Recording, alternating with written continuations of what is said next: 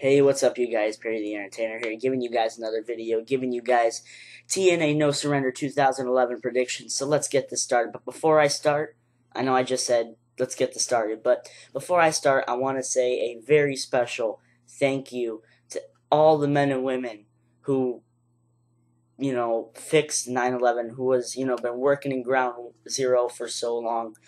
I want to say thank you, guys. Thank you. And, rest in peace to everybody, all the men and women who died in 9/11.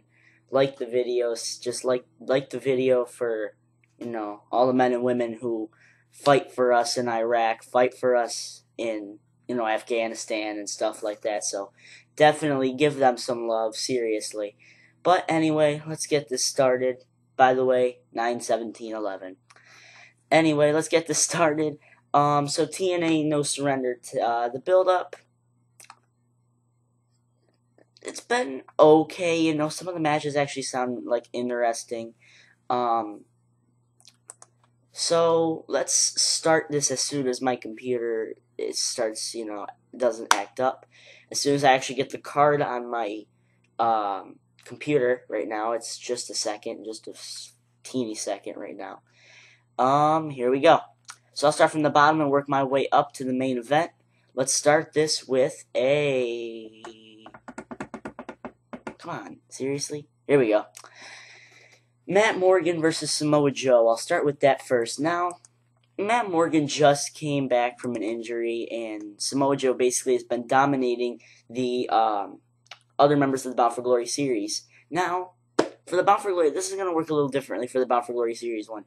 I'm gonna predict 3 matches for it. I'm gonna predict the final match.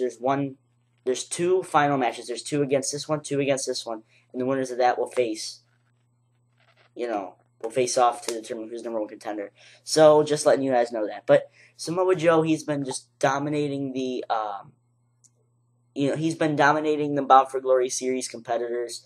From Crimson, knocking Crimson out of the competition, to a few other guys. I think the Pope or something. I don't remember.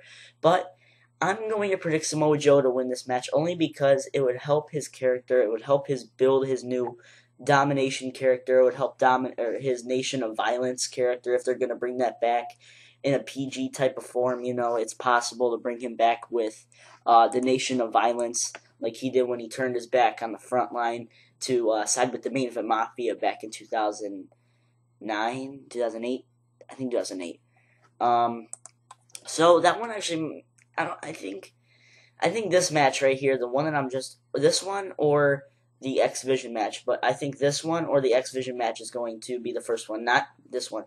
The number 1 contenders match for the X Division titles, Jesse Sorensen versus Kid Kash. Now, I don't know a lot about these guys. I don't know a lot about Jesse Sorensen, but I do know a little bit on Kid Kash. I do know a little bit of background. He was a really good cruiserweight. He was a big cruiserweight in WWE. He was a great guy like that. I think he was in ECW. So let's see. Oh, by the way, I am watching the Bears game. Just letting you guys know. Go Bears. 30-12 in I think the last 2 minutes of the game. So definitely very good. Definitely really good.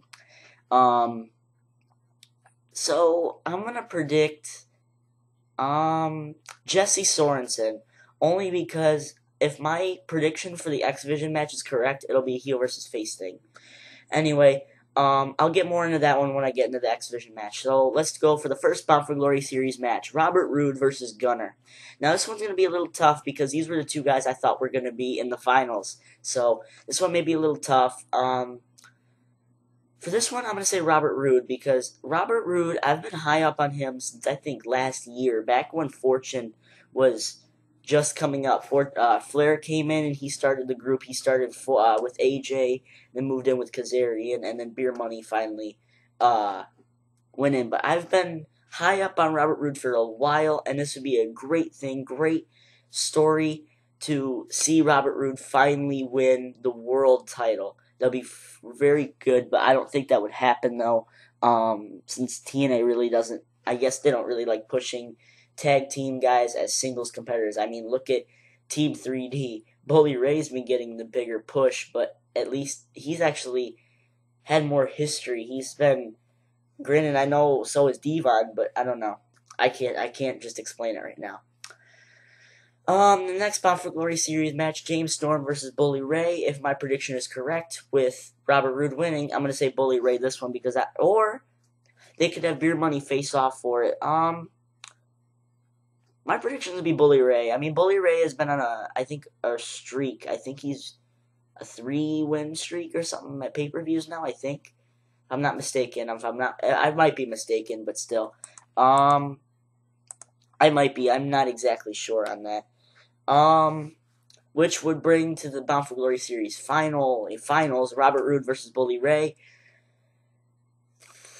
There's a few ways this could go. Robert Roode could win if Kurt Angle wins the world title. If Kurt Angle wins the world title, if he retains the world title, Robert Roode may get a chance. But if it's either Sting or Anderson, actually, I can see Anderson winning the world title and then Bully Ray winning the series final and then making that a main event match, maybe. I don't know how that one could work. The TNA Knockouts title match, Winter gets her rematch versus the champion, Mickie James. Now, see, this one is one of the matches where I'm like, why would they take her off too early, take the belt off her too early? But I'm going to go with the challenger. I'm going to go with Winter winning this. I'm not the biggest Mickie James fan. I don't really like her. I'm going to go with Winter to win this match, though. The only thing, though, that last match on Impact, Winter versus Mickie James on Impact for the Knockouts title, that match was terrible. I mean, seriously. That match was terrible. Winter can't wrestle for her butt, seriously. So, TNA X Division title match at Austin Aries versus Brian Kendrick. This is the moment of, oh my god, this has to happen. You guys know I am a huge fan of Austin Aries winning. Austin Aries, period. So this is the best time to give Austin Aries the title and then have Jesse Sorensen win the number 1 contendership. Austin Aries, Jesse Sorensen, 2 really young guys in the X Division. Not like the same thing every time where you see basically Brian Kendrick, Kazarian, all these other X Division guys. You see the same thing. I mean, these 2 guys just joined the company and they're wrestling for their world title. So that's a definite really good thing right there. I'm sorry I'm trying to make this a little quick. I might have a few more words to say after, but I don't know. The TNA Tag Team titles are on the line tonight. Mexican America are defending against the new number 1 contenders, the Pope and Brother Devon.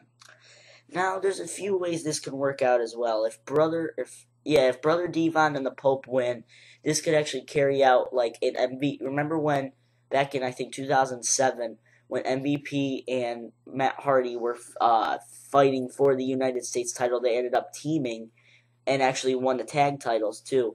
So definitely this could actually work out because the Pope and Devon are not really the best of friends. Pope has been with Devon's sons, Devon's kids, basically. Well, it could be hard, but then Mexican America just started their reign. Plus with Jeff Jarrett in that group now, I can't take him seriously in that group, but that might just be me. But now what are they showing now? The Vikings and the Chargers. Oh wow, San Diego. Not bad. Alright. Anyway, I might actually make a NFL channel, maybe, because I do enjoy the sport of football, more so than I do basketball. Hint, hint. If you guys haven't seen that video, I haven't taken it down. Reasons, I just don't want to.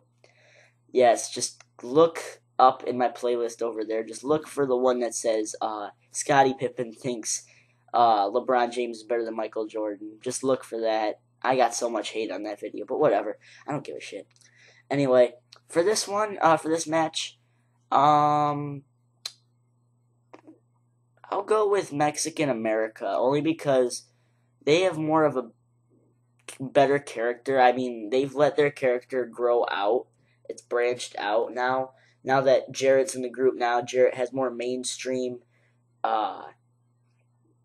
Yeah, he has more mainstream fans and can bring some more into Mexican America, which can make Mexican America not look like scrubs, not look like a bunch of, you know, I want to say the word, but I don't. So I'm not going to offend anybody.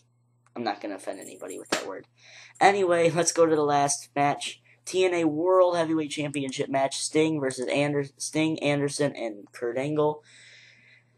Whew, this one's going to be a little harder to predict, but it's possible. It's very possible all three of these guys could win the world title. Now, I can give you guys a big list on...